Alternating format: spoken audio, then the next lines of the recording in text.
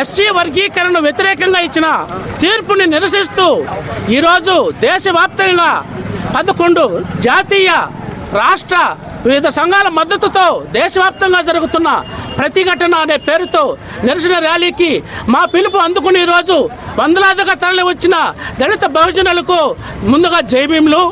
బాబాసాహెబ్ అంబేద్కర్ అణగారిన కులాలకి రాజ్యాంగం ద్వారా కల్పించబడిన రిజర్వేషన్లని అణిచివేసే కుట్రలో భాగంగా కలిసి ఉన్న మానవాధికారులను విడదీసే కుట్ర తప్పితే మరొకటి కాదు.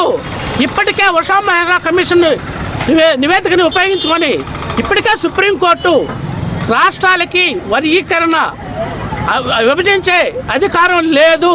అది కేవలం రాజ్యాంగ సవరణ ద్వారా పార్లమెంట్లో బిల్లు ప్రవేశపెడితేనే జరిగే అంశం అది. ఇది తెలిసి కూడా మళ్ళీ కేవలం ఈ బహుజనుల రాజ్యాధికారానికి దగ్గరవుతున్నారు అనే అంశాన్ని గ్రహించి మళ్ళీ వీళ్ళని విడగొట్టాలనే భావనతో ఈ అన్యాయంగా అక్రమంగా ఈ ఎస్సీ వర్గీకరణని మళ్ళీ తెర మీదకు తెచ్చారు. దీనిని మేము తీవ్రంగా వ్యతిరేకిస్తున్నాము, ఖండిస్తున్నాం. ఈ వేదిక ద్వారా నాంది పలికి దేశవ్యాప్తంగా చర్చకు దారి తీసి మళ్ళీ అదే సుప్రీంకోర్టు ఈ వర్గీకరణని మళ్ళీ రద్దు చేసేదాకా మా పోరాటం కొనసాగుతుంది.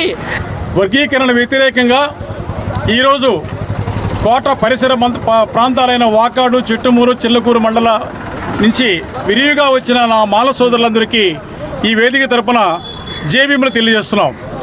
ఈరోజు భారతదేశ వ్యాప్తంగా వర్గీకరణ వ్యతిరేకంగా హిందీ రాష్ట్రాల్లో ముఖ్యంగా బహుజన్ సమాజ్ పార్టీ, భీమ్ ఆర్మీ ఆజాద్ చంద్రశేఖర్ మరియు లోక్ జనశక్తి పార్టీ చిరాగ్ పాస్వాన్ వాళ్ళు ప్రముఖ నాయకులు, పార్టీ నాయకుల ఆదేశాల మేరకు భారతదేశ వ్యాప్తంగా ఈరోజు ప్రతిఘటన ఉద్యమం బెంచ్తో 341, 342 ఆర్టికల్ ప్రకారం ఈ వర్గీకరణ చెల్లదు అని 2004లో తీర్పునిచ్చింది.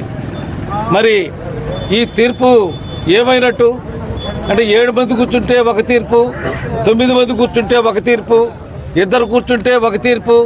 అసలు ఈ తీర్పులన్నీ భారత రాజ్యాంగానికి లోబడి ఉండాలనా, లేకపోతే వాళ్ళు ఇష్టం వచ్చినట్లు వాళ్ళు తీర్పులు ఇచ్చుకుంటుంటే ఇక్కడ మేము జనం కాదా, మనుషులం కాదా, మేమైనా పశువులమా, చదువుకోలేదా మేము, మరి రివ్యూ పిటిషన్లు ఏమా?